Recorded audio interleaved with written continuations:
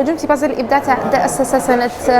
تأسس سنة 2019 على يد مجموعة من الطلبة لهنا بالمركز الجامعي موصلي عبد الله. النادي هذا يضم مجموعة من الطلبة عندهم اختصاصات وميولات لأي هواية: الرسم، تجويد القرآن، الرسم، كتابة خواطر، كتابة مؤلفات.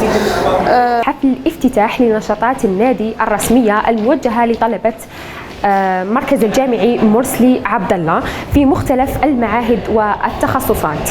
اليوم أنا دايرين حملة تحسيسية على سرطان الثدي أكتوبر الوردي، وجهة دايرين وجهة على الألعاب، وجهة تعريف بالنادي، وجهة الألعاب، وجهة تبادل الكتب.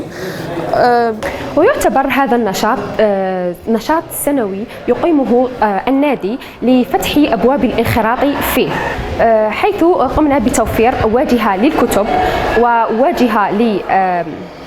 واجهة للألعاب الفكرية الثقافية وإضافة إلى حملة تحسيسية تحت إشراف طلبة علم النفس العيادي بمناسبة أكتوبر الوردي. شهر أكتوبر الوردي قدمنا نادي النجوم والإبداع تلفازة بحملة تحسيسية حول الأمراض الجسدية منهم سرطان الثدي.